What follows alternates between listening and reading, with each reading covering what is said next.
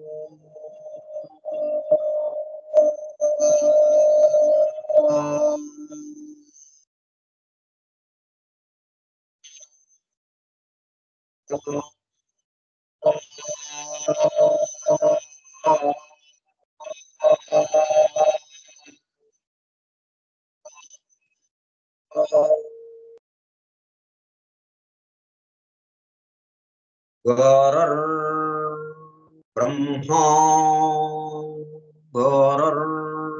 विष्णुः गुरुर्देवो महेश्वरः गुरुः साक्षात् परं ब्रह्मा तस्मै श्री गुरवे नमः। व्यासं वसिष्ठनप्तारं शक्तेः पौत्रमकल्मषम् पराशरात्मजं वन्दे सुकतातं तपोनिधिम् शुक्लाम्बरधरं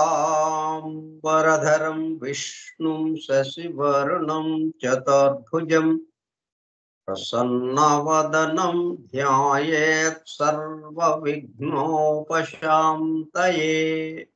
अगज आनन पद्मार्कं गजाननमहर्निशम् अनेकदं तं भक्तानां एकदन्तमुपास्महे। वक्रतुंड महाकाय कोटिसूर्यसमप्रभा निर्विघ्नं कुरु मे देव सर्वकार्येषु सर्वदा। सरस्वती नमस्तुभ्यं वरदे कामरूपिणी वेद्यारम्भं करिष्यामि सिद्धिर्भवतु मे सदा। ॐ भूर्भुवः स्वः ॐ तत्सवितुर्वरेण्यं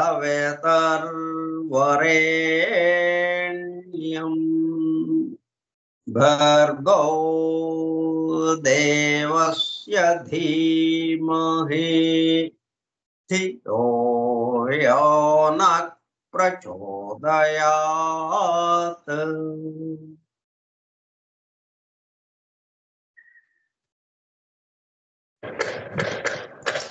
చేయమంటారండి రికార్డు నన్ను? నేను చేస్తున్నానండి. ఓకే రికార్డ్ అవుతా. ఇందాక రాలా మొదట్లో వాసుదేవ. ఓకే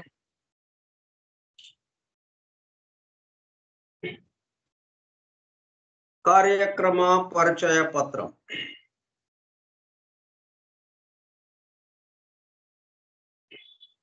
అంటే ఇది ఈ రోజు పాఠానికి సంబంధించిన పరిచయం.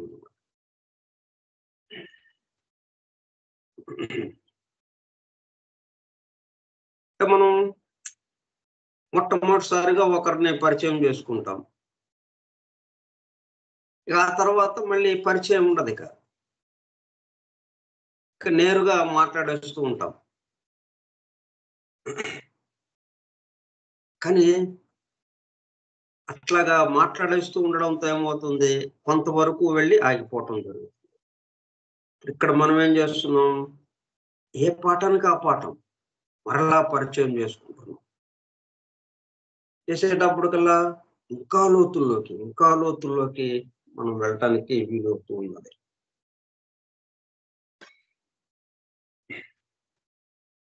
ఫోరం ఫర్ ట్రూత్ సీకర్స్, సత్యాన్వేషకుల బృందం, పరమ గురువులు హెలినా పెట్రోనా బ్లవెట్స్కీ ద్వారా సమస్త మానవాళి ఆధ్యాత్మిక అభివృద్ధి పరిపూర్ణతల కొరకు అందించిన మ్యాగ్నమ్ ఓపస్ పరమాద్భుత దివ్య పవిత్ర గ్రంథము ద సీక్రెట్ డాక్ట్రిన్, రహస్య సత్య సూత్రము, వాల్యూమ్ 1 కాస్మోజెనసిస్, ప్రథమ సంపుటము బ్రహ్మాండోత్పత్తి క్రమం, Part 1 Cosmic Evolution and 7 stanzas from the book of Vision.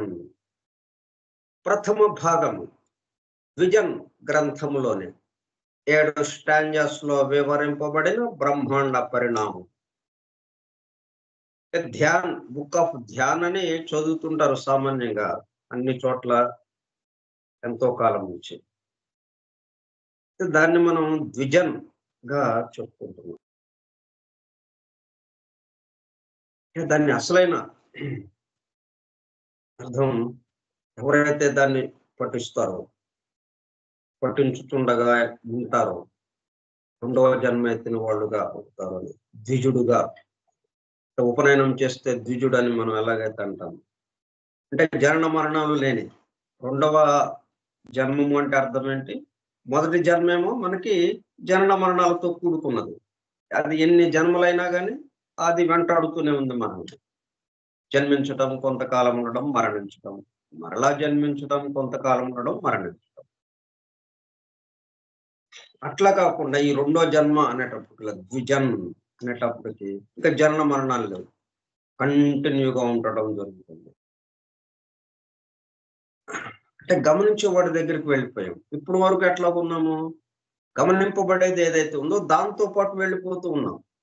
అందువల్ల అది జనన మరణాలకి అవకాశం ఏర్పడుతుంది. గమనించేవాడు ఎల్లప్పుడూ ఉండేవాడు. గమనింపబడేది కొద్దిసేపు ఉంటుంది, కొద్దిసేపటి కనుమరుగవుతూ ఉంటుంది. గమనించేవాడు మాత్రం ఎల్లప్పుడూ ఉంటాడు. అట్లా గమనించేవాడుగా మారిపోతాం. ఈ గ్రంథాన్ని మనం పఠించడం ద్వారా గ్రంథ పఠనము, అధ్యయనము, అవగాహన, ఆత్మదర్శనము కార్యక్రమము 254వ పాఠము 11/3/2025 మంగళవారము సాయంత్రం 4:30 గంటలు. మనకి యూట్యూబ్ ఛానల్లో ఇప్పటి వరకు 242 పాఠాలు అప్లోడ్ చేయబడ్డాయి.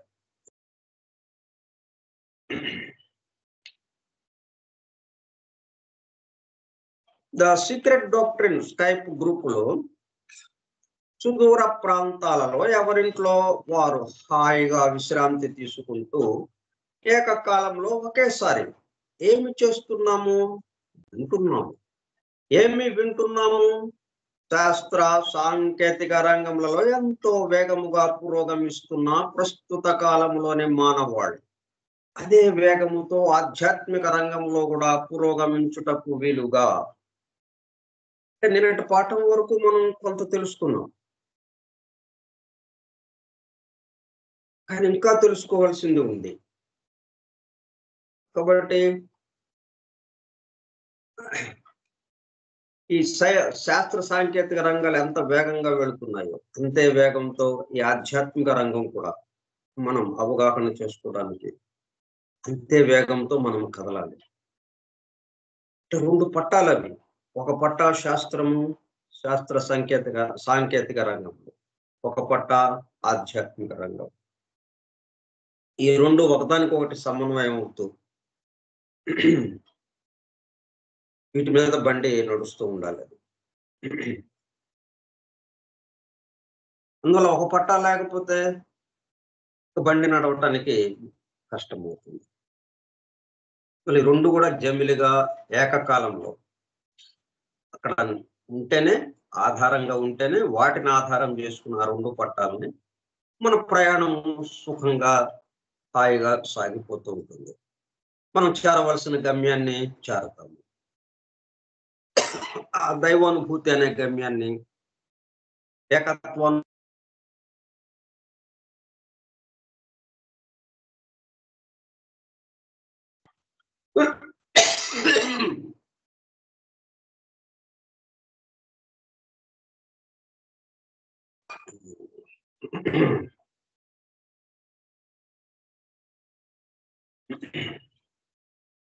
శాస్త్ర సాంకేతిక రంగంలో ఎంతో వేగముగా పురోగమిస్తున్న ప్రస్తుత కాలంలోని మానవాళి అదే వేగముతో ఆధ్యాత్మిక రంగంలో కూడా పురోగమించుటకు వీలుగా ప్రపంచంలోని అన్ని జాతుల, మతముల పవిత్ర గ్రంథములలో పొడుపు కథల రూపంలో అర్థం అయి అవనట్లుగా ఉన్న సృష్టి రహస్యములను, సృష్టి అమెరికా పూర్పును బహిర్గతం చేసి మానవాళికి అందించి వాటి అవగాహన ద్వారా ఆత్మ దర్శనము పొందుట అను దివ్య ప్రణాళిక అమలు పరచబడుటకు పరమ గురువులు మేడం హెలినా పెట్రోనా బ్లవెట్స్కీ ద్వారా అత్యద్భుతముగా అందించిన ద సీక్రెట్ డాక్ట్రిన్ గ్రంథంలో బాహాటముగా ఇవ్వబడిన అతి నిగూఢములైన సృష్టి రహస్యములు, వాటి మూలము, గ్రంథ హృదయమును చేరు పద్ధతులు తెలుసుకోవాలనే తీవ్ర ఇచ్ఛతో, తపనతో సత్యాన్వేషణలో భాగముగా ఎన్నో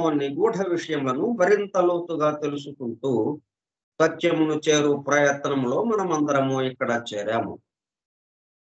దానితో పాటు ఆధునిక విజ్ఞానము యొక్క దృష్టి పథము నుండి తప్పిపోయిన తత్వ దర్శన అన్వేషణలు అనగా సత్యాన్వేషణ కొరకు కూడా ఈ గ్రంథము దగ్గరికి వచ్చాము. అంటే పట్టాలు ఏంటంటే, ఒక పట్ట తను తిన్నగా తను ఉన్నానని తెలుస్తుంది అంతే, పక్కన పట్ట ఉందో లేదో తనకు తెలియదు. ఒక పట్ట ఏంటి,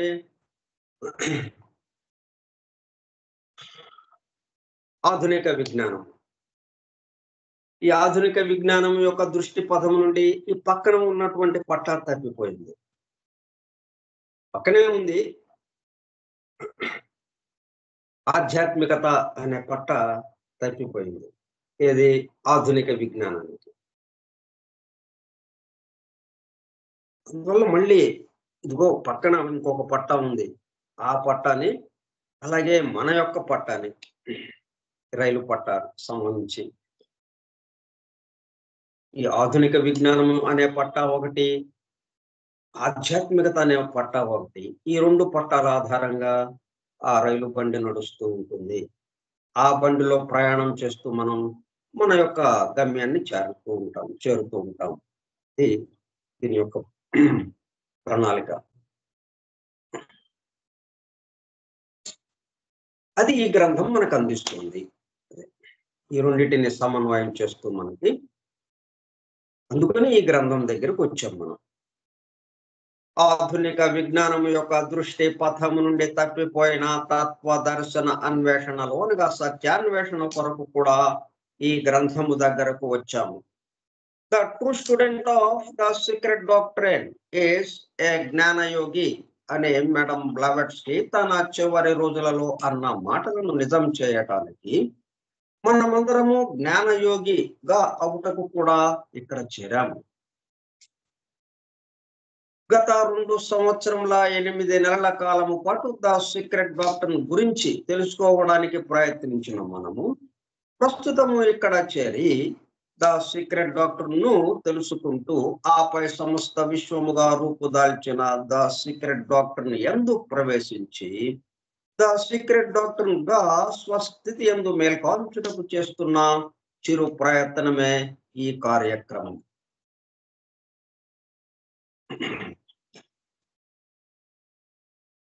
అంటే గ్రంథం యొక్క పేరు ఎలా పెట్టారో చూడండి. ఆ పేరుతోనే మనం దైవానికి పేరు ఎలాగైతే పెట్టుకున్నాము, మనం ఆ దైవానికి పెట్టుకున్న పేరుతోనే దైవాన్ని ఎలాగైతే చేరగలము, అట్లా ఈ గ్రంథానికి పెట్టుకున్న పేరుతోనే ఆ గ్రంథం లోతులోకి వెళ్ళి గ్రంథముగా మారిపోతాం.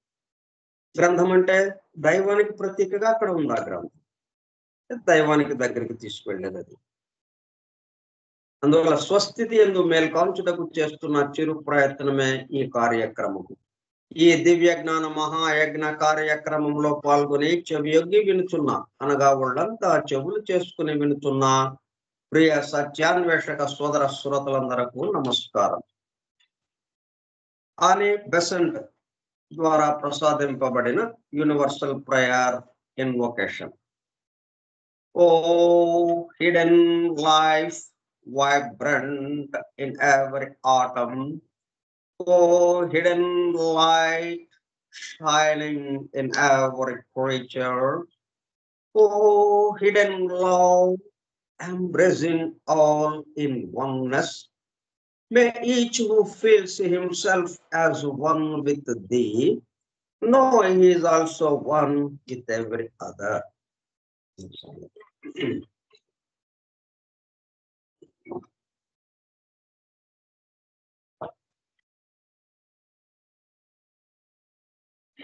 మనం పార్ట్ 2లోకి వెళ్ళి మనం రెండో భాగంలోకి, అంటే ఎవల్యూషన్ ఆఫ్ సింబాలిజం, అంటే సాంకేతిక పరిణామం, సంకేత పరిణామము, సంకేతములు ఎట్లా పరిణమిస్తూ ఉన్నాయి అన్న విషయం ఈ రెండో భాగంలో మనకు అందింపబడింది. దాంట్లో ఒక వ్యాసం primordial substance and divine thought, దాని గురించి మనం తెలుసుకుంటున్నాం. అయితే మనకేంటిది, ప్రళయ స్థితి నుంచి సృష్టి స్థితిలోకి రాబోతూ ఉండగా ఉన్న పరిస్థితి గురించి మనం తెలుసుకుంటూ ఉన్నాం. అంటే ప్రళయ స్థితి ఏమీ తెలియని స్థితిలో అలా ఉండిపోయింది. అక్కడి నుంచి ఇక వ్యక్తం అవ్వాలి, వ్యక్త స్థితిలోకి రావాలి. వ్యక్తం అవడం అంటే అర్థం ఏంటి అంటే అవన్నీ ఎక్కడున్నాయి, అవ్యక్తంలో ఉన్నాయి, ఎక్కడికి పోలేదు. ఏది ఎక్కడికి, పూచిక పుల్ల కూడా ఎక్కడికి పోలేదు. చిన్న ఇసుక రేణువు కూడా ఎక్కడికి వెళ్ళలేదు. అన్నీ అక్కడే ఉన్నాయి. కాకపోతే మొత్తం చీకటి కమ్మితే ఎట్లాగైతే మొత్తం కలిసిపోయినట్టు ఉంటుందాం. పగలేమో అన్నీ కనిపిస్తున్నాయి మనకి, రాత్రి వచ్చేసింది, పూర్తిగా అంధకారం, కన్ను పొడుచుకున్నా కానరాని అంధకారం, ఏ వస్తువు కనపట్లేదు మనకు, మొత్తం వస్తువులన్నీ ఏది కనపట్లేదు మనం. అటువంటి పరిస్థితుల్లో ఉన్నాం మనం. అయితే ఇది మనం ఋగ్వేదంలో చక్కగా వివరించబడింది నాసదేయ సూక్తము అని. ఋగ్వేదం అంతా సూక్తాలతో నిండి ఉన్నది. కృషి సూక్తం, శ్రీ సూక్తం, మన్యు సూక్తం, భూ సూక్తం, నీలా సూక్తం, ఇట్లా సూక్తాలన్నీ దాంట్లో నుంచి వచ్చినాయి, ఋగ్వేదంలో అమర్చబడి ఉన్నాయి. వాటిల్లో నాసదీయ సూక్తం అనేది ఒకటి ఉన్నది. అది పూర్తిగా ఈ సృష్టి ప్రారంభానికి సంబంధించి వివరించడం జరిగింది. ఈరోజు దాన్ని మనం వేదము కూడా, అంటే పవిత్ర గ్రంథాలు కూడా ఈ విషయాన్ని ఎట్లాగా అందిస్తూ ఉన్నాయి, కొంత అవగాహన కలగటానికి దాన్ని ఒకసారి మనం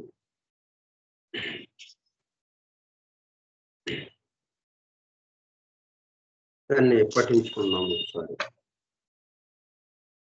అది గానం చేసుకుందాం. ఇది ఎక్కడుందంటే ఋగ్వేదము 10వ మండలంలో ఉంది. ఋగ్వేదాన్ని ఎట్లాగా విభజించారు, మండలాలుగా విభజించారు. ఒక్కొక్క మండలంలో మళ్ళీ సూక్తాలుగా విభజించారు. అట్లా శ్లోకాలు, అంటే 10వ మండలంలో 129వ శ్లోకంలో ఈ నాసదేయ సూక్తం ఇవ్వబడింది. అంటే సృష్టి యొక్క శ్లోకం, సృష్టి ఆవిర్భావం గురించి తెలియచెప్పేది.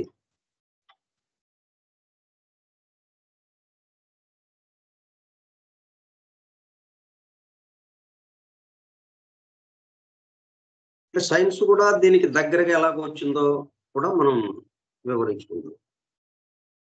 ఋగ్వేదంలోని నాసదీయ సూక్తం సృష్టి యొక్క ఆవిర్భావం గురించి చెబుతుంది. నాసదీయ సూక్తంలో ఉన్న ఖగోళ విషయాలు ఆధునిక సైన్సులలో ప్రతిబింబాలుగా కనిపిస్తాయి. శ్రీ పివి వర్తక్ అనే ఆధునిక వేద పండితులు, ఋషితుల్యులు నాసదీయ సూక్త విషయాలు న్యూక్లియర్ సైన్స్ లో ఏ విధంగా ప్రతిబింబించి విశ్వం అంటే యూనివర్స్ సృష్టి యొక్క ఆవిర్భావం గుర్చిన విషయాలు వర్ణించారు. సృష్టి ప్రారంభంలో అసత్ మరియు సత్, అలాగే సౌరమండలాలు, సూర్యమండలాలు, ఆకాశము స్పేస్ వంటివి ఏమీ లేవు. అయితే ఏముంది, ఎక్కడ ఉన్నాయి ఇవన్నీ? ఇప్పుడు అంతకు ముందు ఉన్నాయి కదా, అంతకుముందు ఈ ప్రళయ స్థితికి ముందు సృష్టి స్థితి ఉంది కదా. ప్రళయ స్థితితోనే ఇక్కడ మొదలవట్లేదు. మనం విత్తు ముందా చెట్టు ముందా అన్నట్టుగా ఇది ఎంతకి తెగని ప్రశ్న. అది విత్తును చూసామంటే చెట్టు తప్పనిసరిగా ఉండాలి. చెట్టు లేకుండా విత్తు రావడం అనేది అసాధ్యం. నిండా ఆ చెట్టు దగ్గర నుంచి పండు రావడం, ఆ పండులో మరలా విత్తనాలు ఉండడం, ఇవి చూస్తున్నాం మనం.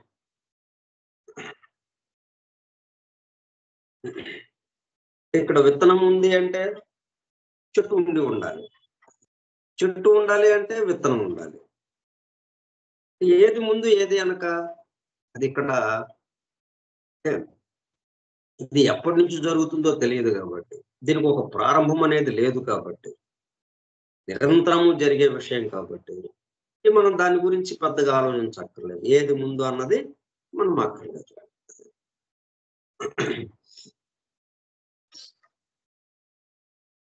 ఇప్పుడేంటి, ప్రళయ స్థితి ఉంది అంటే అర్థం ఏంటి? దానికి ముందర సృష్టి స్థితి ఉన్నది, మన్వంతర స్థితి ఉన్నది, మన్వంతరము ఉన్నది, మనువు పరిపాలిస్తున్నటువంటి ఆ వ్యక్త సృష్టి ఉన్నది అంతకుముందు. అది ప్రళయ స్థితిలోకి వచ్చింది. ఇప్పుడు ప్రళయ స్థితి దగ్గర మనం ఉన్నాం ప్రస్తుతం. కాబట్టి అంతకుముందు మరి ఈ ప్రళయ స్థితికి ముందున్న సృష్టి స్థితులు ఇవన్నీ ఉన్నాయి కదా. అంటే పగలు, ఇప్పుడు మనకి పగలు నడుస్తుంది, ఈ పగలు ఇవన్నీ కనిపిస్తున్నాయి. ఇప్పుడు రాత్రికి వచ్చేస్తాం మనం. రాత్రికి వచ్చేటప్పుడు కల్లా మొత్తం ఏమీ కనపడని స్థితిలోకి వెళ్ళిపోతాం. అంటే ఎక్కడున్నాయి ఇవన్నీ? మరి చీకటి తప్ప ఇంకోటి ఏమీ కనపడలేదు. మనకు కనిపిస్తుంది, మన కంటికి ఏం కనిపిస్తుంది? చీకటి, అంధకారం, అది ఉన్నట్టుగా తెలుస్తుంది మనకి. మన కంటికి కళ్ళు తెరిచి చూస్తున్నాం, కళ్ళు తెరిచి చూస్తే ఏముంది? పగలెట్లాగైతే కన్ను తెరిచి చూస్తుంటే వెలుగు కనిపిస్తుందో మనకి, ఆ వెలుగులో వస్తువులన్నీ వాటి రూపాలతో వివిధ రూపాలతో ఉన్న వస్తువులన్నీ చక్కగా మనకి దర్శనం అవుతున్నాయి. రాత్రిపూట అవే వస్తువులు లేవు మనకి, చీకటి తప్పితే ఇంకా ఏమీ కనపడలేదు. కాబట్టి సృష్టి ప్రారంభంలో అసత్ మరియు సత్, అలాగే సౌరమండలాలు, ఆకాశము వంటివి ఏమీ లేవు. అయితే ఏముంది? ఎక్కడ ఉన్నాయి ఇవన్నీ? వేటిని ఆశ్రయించి ఉన్నాయి? శబ్దానికి ఆధారమైనటువంటి అంబస్ ఎటువంటిది? దానిలోని రహస్యం ఏమిటి? వీటి గురించి అవగాహన అంటే అర్థం చేసుకోవడం చాలా ఉపయోగకరం. సత్ అంటే వస్తువులన్నీ ఉండటం, నీరు, ప్రాణులు, జంతువులు వంటివి. అసత్తు అంటే లేనివి, సామాన్యంగా సృష్టిలో కనిపించనివి, వస్తు రూపంలో లేని భగవత్ తత్వం. ఇదే విషయం నాసదీయ సూక్తం చెప్పినట్టుగా ఆధునిక సైన్స్ లో కూడా కనుగొన్నారు. సూర్యుడు చాలా పెద్ద గోళం, కానీ అందులో వేడి గాలులు లక్షల డిగ్రీల సెంటిగ్రేడ్ వేడి కలిగిన గోళము అనే నిర్ణయానికి వచ్చారు సైంటిస్టులు. వేడి వాయువు మాత్రమే ఉండడం వలన సూర్యుడి యొక్క తేజస్సు అన్ని చోట్ల విస్తరిస్తూ ప్రజ్వలిస్తూ ఉన్నది అనడం సైన్స్ పరంగా చెప్తున్నారు. సత్ అనగా ఉనికి, ఎగ్జిస్టెన్స్. ఈ తీవ్రమైన వేడి వాయువుతో కూడిన సూర్యుడనే అగ్నిగోళం యొక్క మధ్యలో కోట్ల కొలది వాయువు యొక్క ఒత్తిడి ఉన్నదని తెలుసుకున్నారు. అట్మాస్ఫియర్, వాతావరణం ఉన్నదని. మన ఋషులు కూడా ఈ విషయాన్ని లక్షలాది సంవత్సరాల క్రితం నాసదీయ సూక్తంలో చెప్పారు. అందుకే మనం ఏబి అనేది మనకి ఒకటే గుర్తు, ఏబి అనే సరళ రేఖ. ఏతో మొదలైంది, ప్రారంభము ఏ దగ్గర అనుకుంటే ముగింపు బి దగ్గర. మనం ఇప్పుడు ఏం చేస్తున్నాం, సైంటిస్టులు ముగింపు దగ్గర నుంచి మొదలు పెడుతున్నారు బి దగ్గర. అంటే మనకి ఏదైతే వ్యక్త రూపంగా ఉండి ఎఫెక్ట్ గా ఉందో అక్కడిని ఎఫెక్ట్ తో మొదలు పెడుతున్నారు పరిశీలించటం. కాబట్టి కొంచెం కింద మీద పడుతూ, ఎందుకంటే ఎఫెక్ట్స్ ఎప్పుడు కాజుతో ఆధారంగా మారిపోతూ ఉంటాయి. కాజు యొక్క ఆధారంతో ఎఫెక్ట్ వస్తుంది. ఎఫెక్ట్ ఉంది అంటే అర్థం ఏంటి, అక్కడ కాజు ఉంది అని. కార్యం ఉంది అంటే అర్థం ఏంటి, కారణం ఉంది అక్కడ. కాబట్టి కారణం ఆధారంగా కార్యం ఇక్కడ జరుగుతుంది, వ్యక్తమవుతుంది. కారణమేమో మనకి కనపడదు, కార్యం మాత్రం మన పంచేంద్రియాలకు అందుతూ ఉంటుంది, మనకి తెలుస్తూ ఉంటుంది, మనం గ్రహించగలుగుతాం. కాబట్టి మనం ఏం చేయాలి ఇప్పుడు, మనకు తెలిసిన దాని ద్వారానే తెలియని దాంట్లోకి వెళ్ళాలి. ఎందుకంటే తెలిసిన దానిలోనే తెలియంది కూడా ఉంటుంది, దాగి ఉంటుంది. ఎందుకంటే మన ఎదురుగా ఉన్నప్పటికీ దాన్ని తెలుసుకోలేము మనం. ఎందుకంటే మన యొక్క పంచేంద్రియాల యొక్క, మన ఇంద్రియాల యొక్క, మన గ్రహింపు శక్తి చాలా పరిమితం కాబట్టి, కొంతవరకే మనం గ్రహించగలం కాబట్టి ఆ మిగతా దాన్ని మనం గ్రహించలేం. అక్కడే ఉంటుంది అది. బట్ట అని చూస్తున్నాం మనం, బట్ట అని మనకి తెలుస్తూ ఉంది. కానీ ఆ బట్ట ఏంటి, బట్టని కొత్తగా ఒక వస్తువు వచ్చిందా?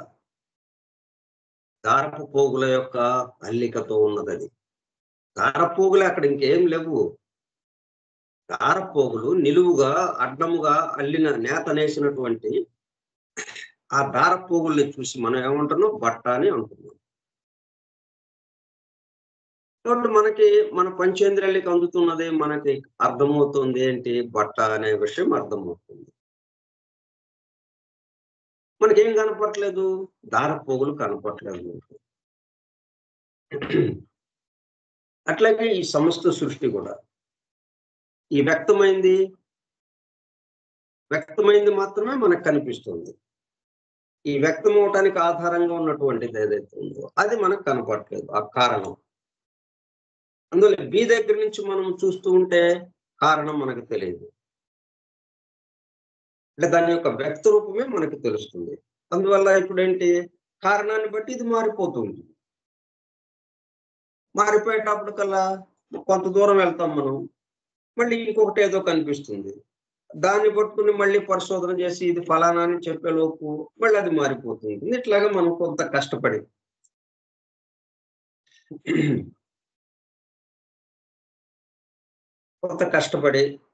పడుతూ లేస్తూ మనం ఆ పరిశోధనలు చేస్తూ నెమ్మదిగా విషయాన్ని గ్రహించడానికి ప్రయత్నం జరుగుతుంది. చివరికి ఏమవుతుంది, ప్రారంభం నుంచి అంటే ఏ దగ్గర నుంచి చూస్తూ చెప్పిన విషయాలు ఏవైతే ఉన్నాయో, దర్శించి చెప్పినవి, వాటితో ఇది సరిపోల్చడానికి వీలవుతుంది. దాన్ని రూఢి చేసినట్టుగా అవుతుంది ఈ సైంటిస్టులు చెప్పింది.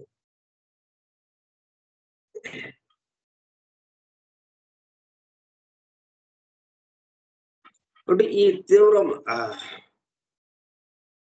వాయువు యొక్క ఒత్తిడి ఉన్నదని తెలుసుకున్నారు మన ఋషులు కూడా. ఈ విషయాన్ని లక్షలాది సంవత్సరాల క్రితం నాసుదయ సూక్తంలో చెప్పారు. ఋషులు దర్శించి ఏదైతే చెప్పారో, ఏ బిందువు దగ్గర నుంచి వాళ్ళు చూస్తూ, ప్రారంభ బిందువు దగ్గర నుంచి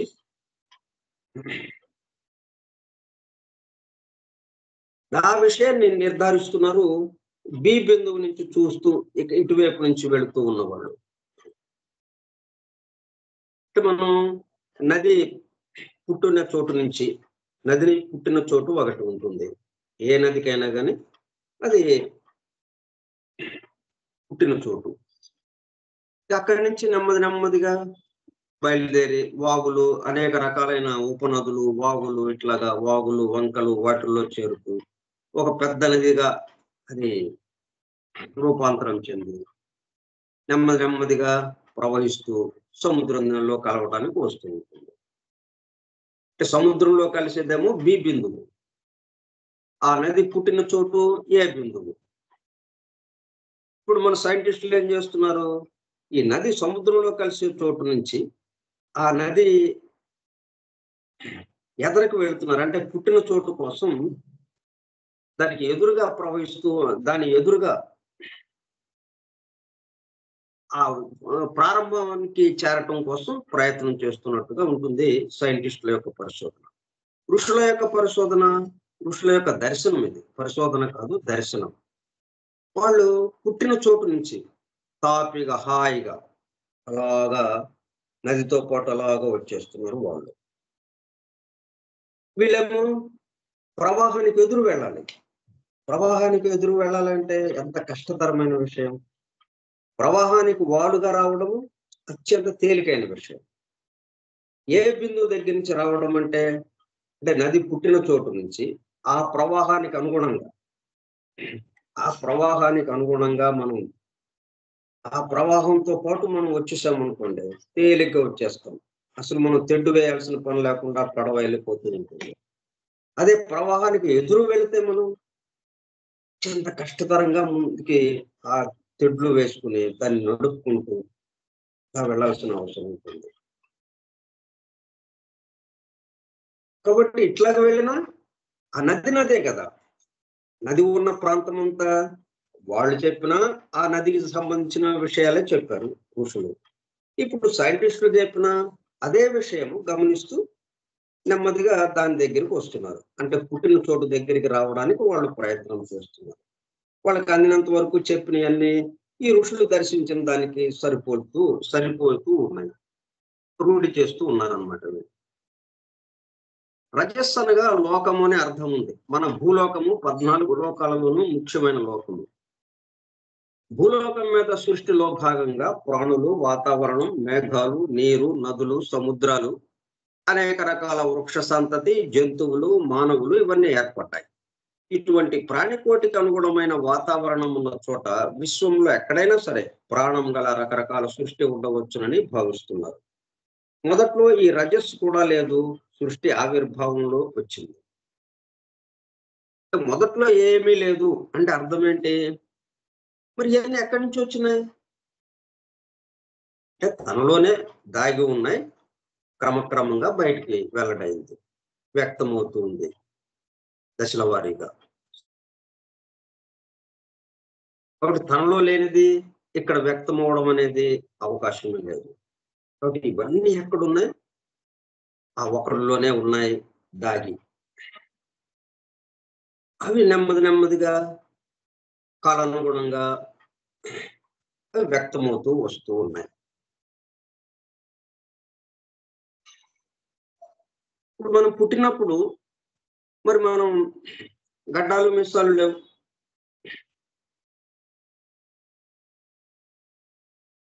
తర్వాత వచ్చినాయి. మరి ఎక్కడి నుంచి వచ్చినాయి? బయట ఎక్కడి నుంచన్నా వచ్చి మనం తగిలించుకున్నాము వాటిని? లేదు కదా.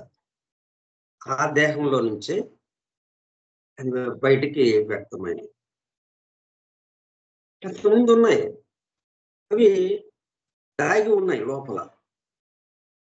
క్రమక్రమంగా ఆ కాలానుగుణంగా రావాల్సిన సమయానికి అవి బయటికి వ్యక్తమైనవి. అట్లా ఈ సృష్టి అంతా మొత్తం ఉన్నదే.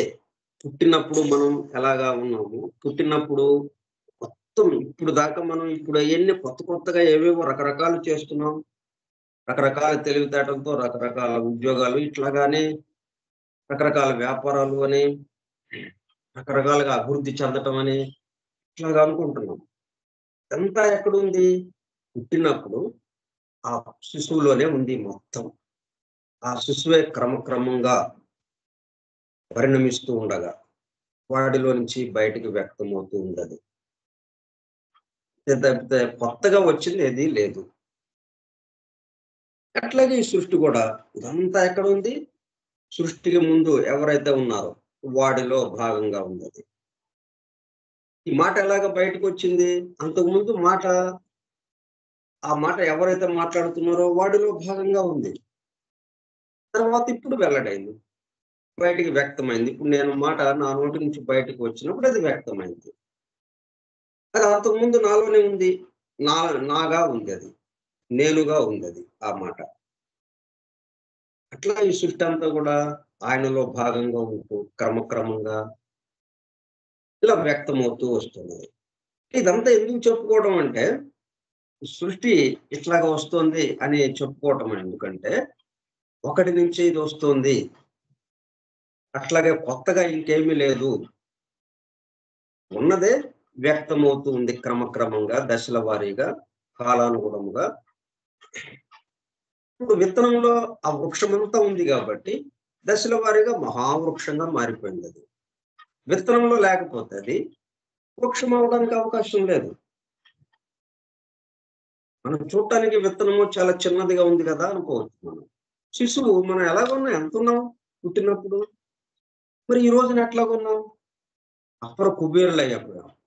పుట్టినప్పుడు అత్యంత దరిద్ర అనుభవిస్తున్నటువంటి ఒక కుటుంబంలో పుట్టాం. ఒకడు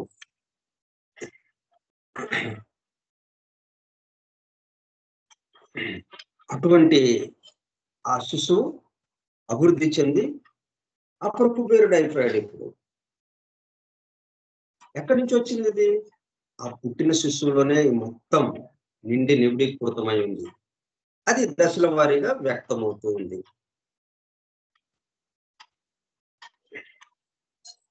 అట్లాగే ఈ సృష్టి ఇంత రకరకాలైనటువంటి అభివృద్ధి, రకరకాలైనటువంటి ఎన్నెన్నో రకాలుగా అది అభివృద్ధి చెందుతుంది. అక్కడ నివసిస్తున్నటువంటి మానవాళి అభివృద్ధి చెందుతూ, వృక్షాలు అభివృద్ధి చెందుతూ, ఖనిజాలు అభివృద్ధి చెందుతూ, జంతువులు అభివృద్ధి చెందుతూ, అన్నీ ఎలాగా వచ్చినాయి? వాడిలో ఉన్నదే ఒక్కొక్క రోజు ఒక్కొక్కటి వ్యక్తమవుతూ వస్తుంది. అంటే వయసు పెరిగే కొలది మన దేహం పెరుగుతూ ఉండడం. అంటే దేహం ఎలా పెరుగుతుంది? మన మనస్సు పెరగటం, మన బుద్ధి పెరగటం. ఇట్లా మనకి ఏ శరీరాలు ఉన్నాయో అవన్నీ క్రమక్రమంగా పెరుగుతూ ఉండడంతో సూక్ష్మ దేహాలు, దానికి అనుగుణంగా భౌతిక దేహం కూడా పెరుగుతూ ఇప్పటికీ ఈ విధంగా మనకు ఉన్న భౌతిక దేహంతో మనం ఇలాగా ఉన్నాం. ఇవన్నీ ఇట్లాగా చెప్పుకుంటున్నామంటే ఒక్కటిలో నుంచే ఇన్ని వస్తున్నాయి. కాబట్టి మనం ఏం చేయాలి? ఇవన్నీ ఒకటికి సంబంధించినవి అన్న దాంట్లోకి రావాలి నెమ్మదిగా. ఎందుకు సృష్టి యొక్క సృష్టి యొక్క అమరిక కూర్పు ఎందుకు మనం తెలుసుకోవడం? ఎందుకు సృష్టి యొక్క అమరిక కూర్పు తెలిస్తే చాలు, ఇక మీకు ఏమీ చెప్పక్కర్లా. I want nothing but the key. అది కదా మనం అడుగుతున్నది. తాళం చెవి ఇవ్వండి, మేము చూసుకుంటాం. తాళం చెవి మీ దగ్గర పెట్టుకుని గది అంతా వేసేసి, గదికి తలుపులు వేసేసి, తాళం వేసేసి, ఆ గదిలో అది ఉంది ఇది ఉంది అని చెప్తే మాకేంటి ఉపయోగం? మేము చూసుకుంటాం. తాళం ఇవ్వండి, తాళం చెవి. ఆ తాళం చెవిస్తే ఆ తాళం చెవితో దాన్ని తిప్పి లోపలికి ప్రవేశించి మేము చూసుకుంటాం. అందుకే ఐ వాంట్ నథింగ్, నాకేం అక్కర్లేదు బట్ ద కీ. తాళం చెవి ఇవ్వండి. ఏంటి ఆ తాళం చెవి? అవగాహన, అండర్స్టాండింగ్. ఏంటి అండర్స్టాండింగ్? ఏంటి అవగాహన? మనకు సృష్టి యొక్క అమరికకు ఇప్పుడేమైంది? మొత్తం ఒకటిగానే మనకి దర్శనం ఇవ్వడానికి తేలిక అయిపోతుంది. మరి ఇంకా వేరే అవకాశం లేదు కదా. ఇప్పుడు ఈ సృష్టికి ముందేమో సృష్టి ప్రారంభం ప్రళయ స్థితి నుంచి నెమ్మదిగా రాబోతుంది సృష్టి స్థితికి. అప్పుడు ఏమైంది? ఏమీ లేవు, ఇక్కడ ఏమీ లేవు అని అంటున్నాం. మరి ఏమి లేకపోతే ఇన్ని ఎలాగొచ్చినాయి? ఎక్కడి నుంచి వచ్చినాయి ఇవన్నీ? ఇప్పుడేమో అన్ని ఉన్నాయి అంటున్నాం కదా. ఇప్పుడు సృష్టి స్థితికి వచ్చేటప్పుడు కదా అన్నీ ఉన్నాయి. ఇప్పుడు ఎక్కడి నుంచి వచ్చినాయి ఇన్ని? అంటే వాడిలో ఉన్నాయి కాబట్టి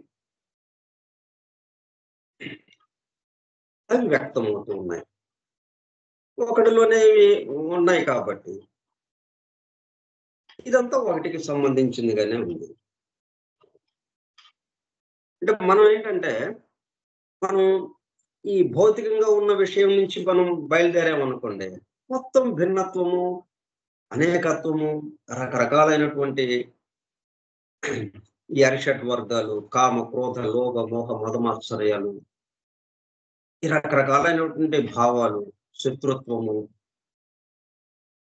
ఒకరిని మించి ఒకరు ఉండాలని, ఒకరి మీద ఒకరు ఆధిపత్యం చేయాలని ఆధిపత్య ధోరణి, ఇలా రకరకాలైనవి చూస్తున్నాం ఇక్కడ ఎన్ని. అందువల్ల మనకి ఏకత్వం అన్నది ఏమాత్రము మనకి అంగీకారానికి రావటం లేదు. ఎట్లా ఉంటుంది ఇది ఏకత్వం అంటే? ఎట్లాగా ఇన్ని రకాలుగా ఒకళ్ళు తన్నుకుంటా, యుద్ధాలు చేసుకుంటా, దేశాలు యుద్ధాలు చేసుకుంటా ఇంత గందరగోళంగా ఉంటే ఇదంతా ఒకటిలో వచ్చిందంటే ఎట్లా కుదురుతుంది అన్న భావన మనకుంటుంది. అందుకే మనం బి బిందువు దగ్గర అంటే ఎఫెక్ట్ అంటే మనకి స్థూల జగత్తుగా ఏదైతే మన పంచేంద్రియాలకు అన్ని చూస్తూ ఉన్నామో దీని నుంచి మనం ప్రయాణం మొదలు పెడుతున్నాం. అందుకని ఇంత కష్టం అవుతుంది మనకు. పురుషులు అట్లాగా చేయకుండా వాళ్ళు ఏం చేశారు? వాళ్ళు ధ్యానం తపస్సులోకి వెళ్ళారు, ధ్యానంలోకి వెళ్ళారు. అంటే ఏం లేదు, ఇదంతా గమనింపబడుతుంది కదా. ఎలా తెలుస్తుంది ఇదంతా? ఎలా తెలుస్తుంది అనేటప్పుడు కల్లా గమనించేవాడు ఒకడు ఉన్నాడు అన్న విషయం. ఈ గమనించేవాడు అంటే ఈ దేహాత్మ ఇది ఉన్నది. మరి ఈ గమనించేవాడికి గమనించటము ఎవరు చేపిస్తున్నారు? ఈ గమనించేవాడి చేత గమనింప చేసేవాడు ఎవరున్నాడు? ఓవరాల్ గా మొత్తానికి సంబంధించి వాడంక తిరిగారు వాళ్ళు, అంతే, ఇంకేం చేయలే వాళ్ళు. తిరిగేటప్పుడు కల్లా ఈ మొత్తం దర్శనం వచ్చింది. బట్ ఈ నాసదీయ సూక్తం ఇటువంటి అవగాహన మనకు కలిగిస్తుంది. వేదమంతా ఈ మాదిరిగా ఉన్నది అని చెప్పడం కోసం మోడల్ గా ఒక నమూనాగా ఈ నాసదీయ సూక్తం ఈ సందర్భం వచ్చింది కాబట్టి, అంటే ప్రళయం నుంచి సృష్టి స్థితిలోకి రాబోయే ముందు ఎట్లాగ ఉన్నది అనేది నాసదీయ సూక్తం చాలా స్పష్టంగా వివరించింది. 7 శ్లోకాలు, దాంట్లో మొత్తం ఒక శ్లోకం అది 129వ శ్లోకం. ఆ 129వ శ్లోకంలో 7 భాగాలుగా ఉందన్నమాట. మళ్ళీ అక్కడ కూడా చూడండి 7 స్టాంజాస్ అని మనం ఎలాగైతే చెప్పుకుంటున్నాము. బుక్ ఆఫ్ ధ్యాన్ లేకపోతే బుక్ ఆఫ్ విజన్, దాంట్లో 7 స్టాంజాస్ కదా మనం వివరించుకుంటున్నాం. ఆ 7 స్టాంజాస్ కి ప్రతీకగా అంటే ఇక్కడ నాసదీయ సూక్తంలో 7 ఇక్కడ ఉన్నాయి కాబట్టి దీనికి ప్రతీకగా అక్కడ 7 స్టాంజాస్ ఉన్నాయి. లేకపోతే అట్లాగైనా చెప్పుకోవచ్చు, ఎందుకంటే ఇది అత్యంత ప్రాచీనమైనది కాబట్టి, సంజార్ భాషలో వ్రాయబడి ఉంది కాబట్టి, సంజార్ భాష తర్వాత వచ్చింది సంస్కృతం కాబట్టి మనం దానికి ప్రతీకగా దీన్ని సంస్కృతంలోకి ఇట్లాగా మార్చుకున్నారని కూడా మనం అనుకోవచ్చు, ఎట్లాగైనా అనుకోవచ్చు. కానీ 7 129వ శ్లోకం 10వ మండలంలో, ఋగ్వేదంలోని 10వ మండలంలో 129వ శ్లోకంలో ఈ నాసదీయ సూక్తం ఉన్నది. అది 7 భాగాలుగా ఇచ్చారు. అది చదువుకుందాం మనం ఈరోజు.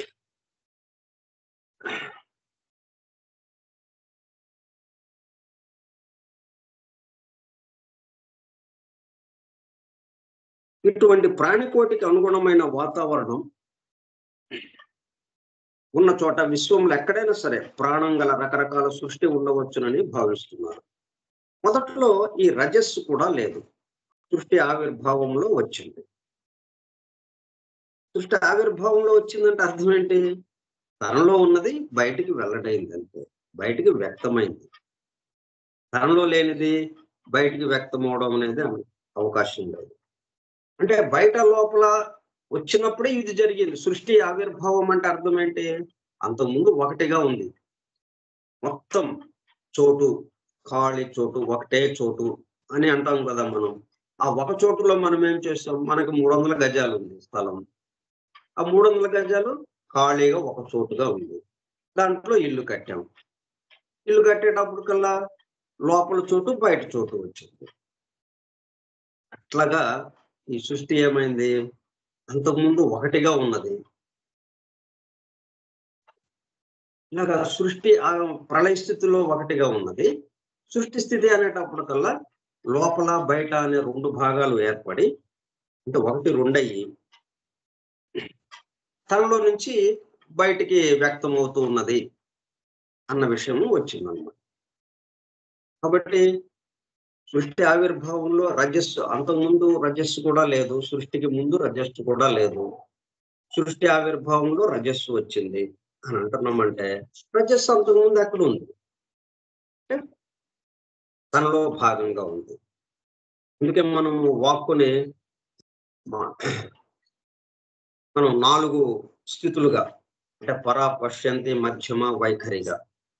సృష్టికి కూడా అదే పద్ధతి, అదే సూత్రంలో పరాలో ఒకటిగా ఉన్నది, పరమాత్మగా ఉన్నది అక్కడ, అంతే. అక్కడి నుంచి ఇక సంకల్పం బయలుదేరి పశ్యంతి, మధ్యమ, మీదుగా వైఖరిగా వచ్చింది, బయటికి వ్యక్తమైంది. తనలో ఉన్నదే బయటికి వ్యక్తమైంది. తనలో ఉన్నది బయటికి వ్యక్తమైందంటే అర్థం ఏంటి? ఇక్కడ 2 ఏర్పడ్డాయి, అంటే లోపల వెలుపల అన్న విషయం వచ్చింది. రావడం వల్ల అప్పుడు సృష్టి వ్యక్తమైంది అని చెప్తున్నాం మనం. లేకపోతే ఒక్కటిగానే ఉంటుంది. ఆధునిక సైంటిస్టులు ఇటువంటి నిజాన్ని ప్రతిపాదించారు. వేల కోట్ల సంవత్సరాల క్రితం ఇన్ని నక్షత్రాలు లేవని, నక్షత్రాల యొక్క పుట్టుక విశ్వం యొక్క పుట్టుకతోనే వచ్చాయని ఋషులు చెప్పిన సత్యాన్నే సైంటిస్టులు అంగీకరిస్తున్నారు. సృష్టి ప్రారంభంలో వ్యోమం లేదని, అంటే అంతరిక్షం, ఆకాశం, స్పేస్ లేదని ఋషులు చెప్పారు. కానీ ఆధునిక సైంటిస్టులు వ్యోమం ఉన్నదని భావిస్తున్నారు. అయితే ఆ సైంటిస్టులు ఈ స్పేస్ ఎప్పుడూ ప్రారంభమైనదని చెప్పలేకపోతున్నారు. ఏదైనా ఒకటి ఉంది అంటే మనకి తెలియబడుతుంది. మనకి తెలియబడుతుందంటే దానికి ఒక ప్రారంభం తప్పనిసరిగా ఉంటుంది. ఎప్పుడు ప్రారంభమైంది అన్నది మనకి ఒకటి ప్రశ్న వస్తుంది. ఋషులు దీనికి సమాధానముగా ఒక ప్రశ్న వేశారు. విశ్వంలో ఆచ్ఛాదనగా, అంటే కవర్ లాగా ఉన్నదేమిటి? ఎక్కడ ఉంది? దీని అర్థం ఏమిటంటే సృష్టికి పూర్వం కూడా ఎప్పుడో ఒకప్పుడు మనల్ని కప్పి ఉండే ఆచ్ఛాదన వేసులాగా ఉందని, అదే విధంగా సృష్టికి ఇంకా ముందు ఉన్నటువంటి పదార్థం ఒకటి ఉన్నదని గ్రహించాలి. మనం అదే ఆ 2 విషయాలు చెప్పుకుంటున్నాం. మనం cosmic substance, pre cosmic substance, pre cosmic ideation. ఆ పదార్థము, ఆ పదార్థాన్ని నడిపే జీవము, ఆ రూపాన్ని నడిపే జీవము.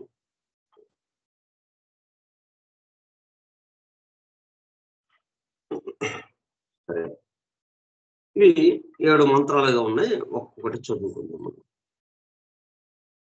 నా సదాసీన్నో సదాసి తదానీం నాసీద్రజో నో వ్యోమా పరోయత్ కిమావరీ వహ కుహకస్య శర్మన్నంభః కిమాసీద్ గహనం గభీరం.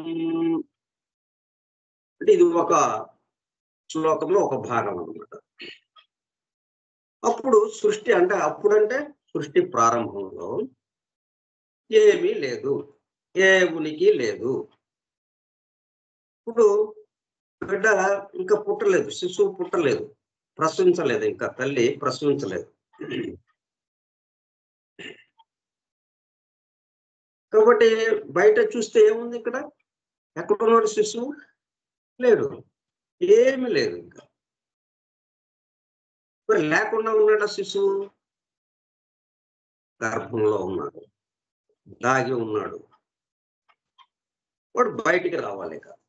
బయటికి రావాలంటే లోపల వెలుపల అన్న 2 విషయాలు ఉంటేనే అప్పుడు వెలుపలికి రావడానికి వీలవుతుంది.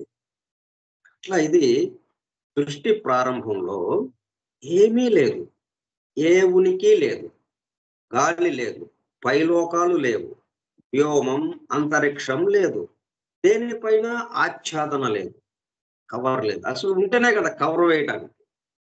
కవర్ వేయటానికంటే అది ఉంటే అది కనబడకుండా కవర్ వేయటానికి ఒక ఆచ్ఛాదన కూడా లేదు.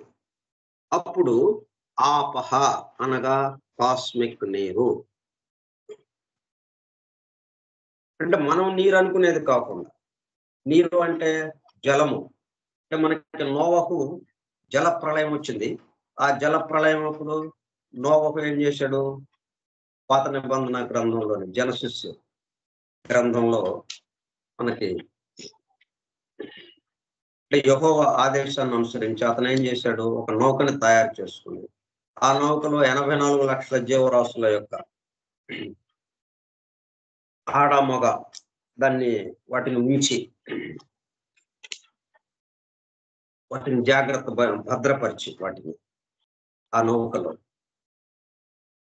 ఆ సమయానికి ఇక జల ప్రళయం వచ్చేసింది. మొత్తం జలంతో నిండిపోయింది సమస్త విశ్వము. ఇష్టంతా జలంతో నిండిపోయింది. అంటే అదే మనకి ప్రళయంగా చెప్పుకుంటున్నాం, ప్రళయ స్థితి. ఆ ప్రళయ స్థితిలో నోవహు ఏం చేశాడు? ఆ నౌకలో వాటిని ఉంచి అట్లా నెమ్మదిగా వెళుతూ ఉన్నాడు ఆ నౌకలో. తర్వాత ప్రళయ స్థితి అయిపోయింది. జలమంతా ఏమైంది? ఆ జలం అంటే మనం అనుకునే జలం కాదు. ఈ జల ప్రళయం అంటే మనం ఏమనుకుంటాం? మనం ఈ వాగులు, వంకలు ఇవన్నీ పొంగి, నదులు ఇవన్నీ పొంగి వరదలు వచ్చినప్పుడు ఎలాగ ఉంటుందో ఎక్కడ చూసినా నీరే మనకి. నదులు పొంగి అంటే వర్షం ధారగా కురిసేటప్పుడు కొన్ని రోజుల పాటు కంటిన్యూగా అన్ని ప్రాంతాల్లో దాంతో ఏమైంది? నదులన్నీ పోటెత్తి మొత్తం నదుల్లో నీరు చేరి గ్రామాల్ని ముంచేసేసి మొత్తం ఎటు చూసినా గానీ జలం తప్ప ఇంకోటి లేదు అన్నట్టుగా మొత్తం అన్ని గ్రామాలు మునిగిపోయినాయి చాలా వరకు. అట్లా అది జల ప్రళయం అంటాం మనం. కానీ ఇక్కడ రాస్తున్నటువంటి జల ప్రళయం మనకి పవిత్ర గ్రంథాల్లో ఇవ్వబడ్డ, వేదంలో ఇచ్చిన, ఆ బైబిల్లో ఇచ్చిన ఆ జల ప్రళయం దీనికి సంబంధించింది కాదు. ఈ జలము అన్నది కాదు.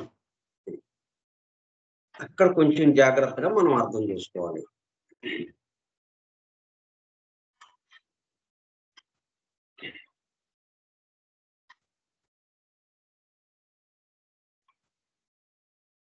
అంటే కాస్మిక్ నీరు మాత్రమే ఉంది అంటే జల ప్రళయంలో ఉంది, జలంతో నిండిపోయి ఉంది అంటే ప్రళయ స్థితి అలాగే ఉంది. జలతత్వంతో నిండిపోయి ఉంది.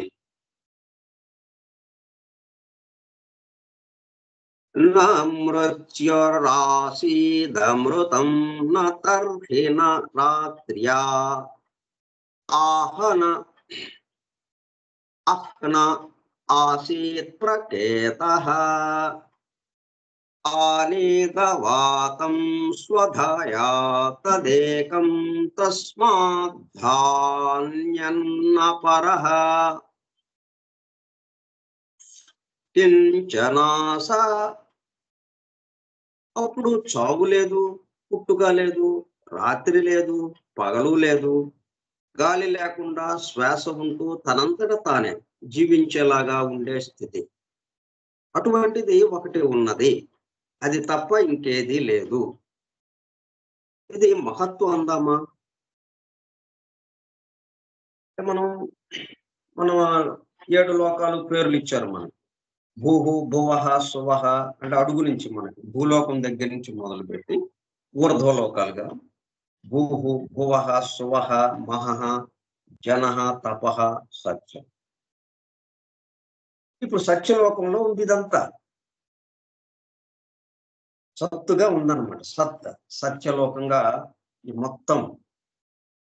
అక్కడి నుంచి మరలా ఆ ప్రళయ స్థితిలో ఉన్నటువంటి అది వ్యక్త సృష్టిలోకి నెమ్మదిగా వస్తూ అక్కడి నుంచి తపః, అక్కడి నుంచి మహః, జనః అట్లా కిందకి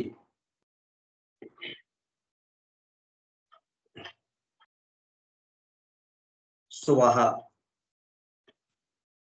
భువః, భూః ఇట్లా కిందకి దిగటం అంటే స్థూల జగత్తుకి దిగటం.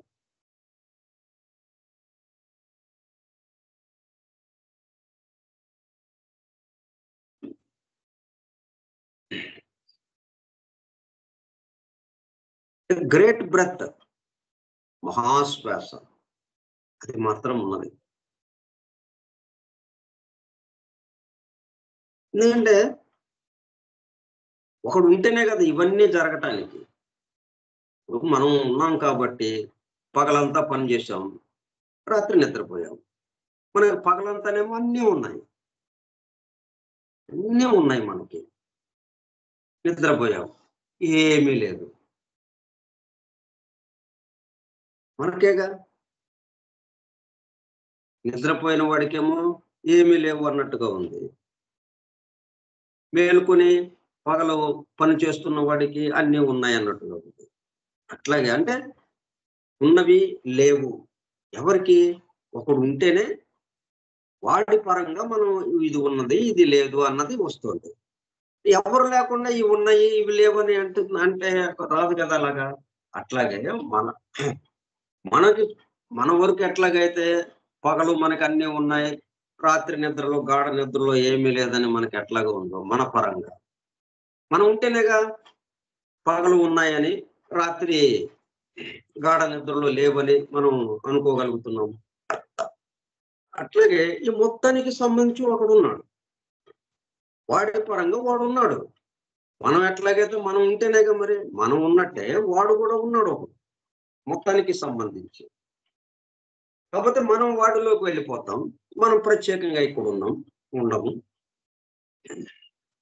వాడేంటి, వాడు ఎల్లప్పుడూ ఉండేవాడు. వాడికి అనిద్రాస్థితి లేదు. వాడికి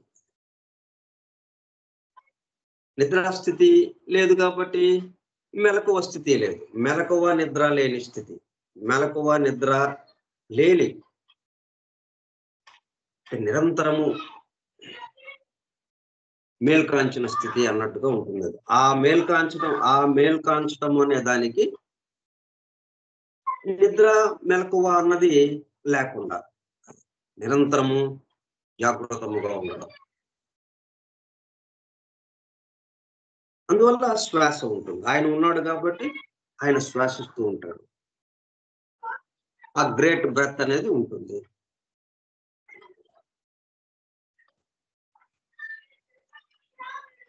మూడవది తమ ఆసీత్ తమసా గుల్హ మగ్రే ప్రకేతం సలిలం సర్వమాయదం తుచ్యేనా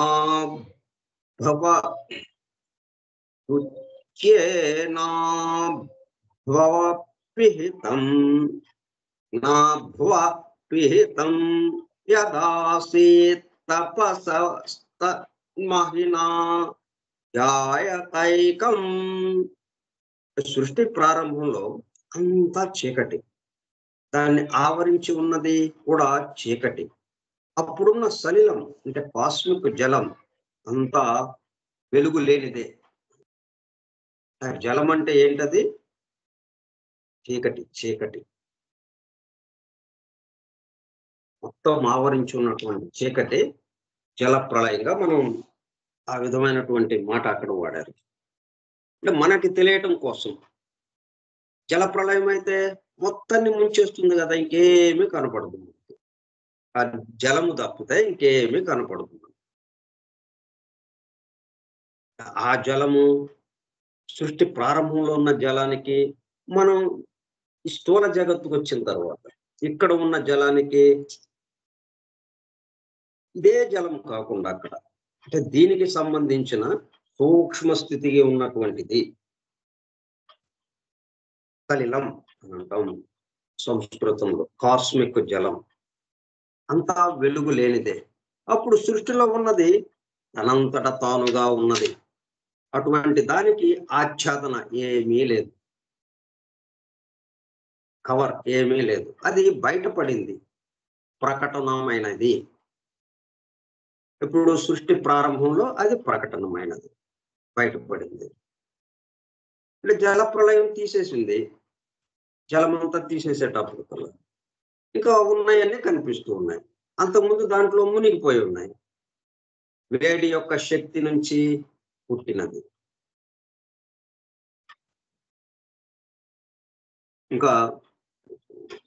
ఇంకొక 4 ఉన్నాయి, అవి కూడా మనం రేపు చెప్పుకుందాం.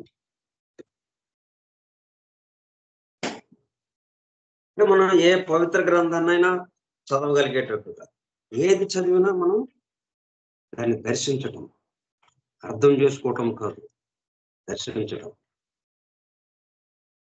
ఆ విధంగా మనం అధ్యయనం చేసుకుంటున్నాం. మనం ఆ పద్ధతిలో అట్లా మనం ఏది పట్టుకున్నా గానీ బాహ్యంగా కాకుండా ఆంతరముగా మొత్తాన్ని ఆవరించి ఉన్నటువంటి, అంటే బట్ట కాకుండా మనకి బట్ట ఏదైతే మనం అనుకుంటున్నామో దానికి సంబంధించి ఆ దారపోగులు, నిలువు అడ్డంగా నేతనేసినటువంటి ఆ దారపోగులు మనకి కనబడటం అనేది మనకి ఇక్కడ ఈ అధ్యయనం ద్వారా మనం దాన్ని దర్శించడం, దాన్ని అనుభూతి చెందటం.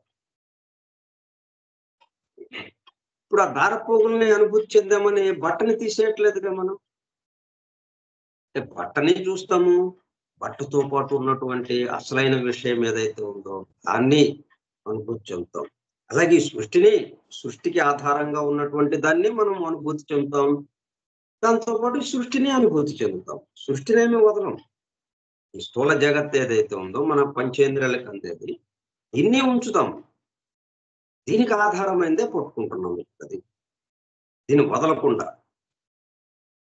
బట్టను వదలటంలా మనం. బట్టను వదిలితే మనకి ఆ దారపోగులు ఎలాగ కనిపిస్తాయి మనకి? దారపోగులు మనకి మన ఆహ్,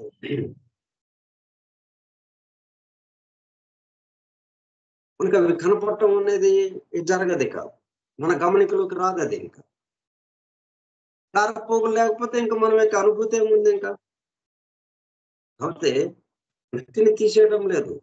ఈ స్థూల జగత్తు ఏదైతే ఉందో, ఈ భౌతిక జగత్తు, ఈ భౌతిక సృష్టి, దీన్ని ఆధారం చేసుకునే దీంట్లోనే ఎదురుగానే ఉందది. దాన్ని పట్టుకోవడానికే మనం ప్రయత్నం చేస్తున్నాం మన ఈ అధ్యయనం ద్వారా.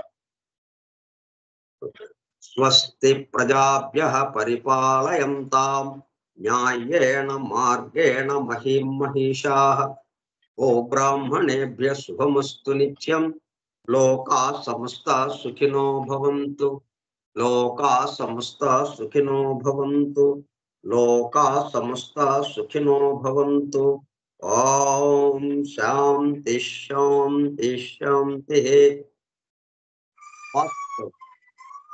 వాసుదేవ సార్, ఇందాక మీరు నన్ను రికార్డింగ్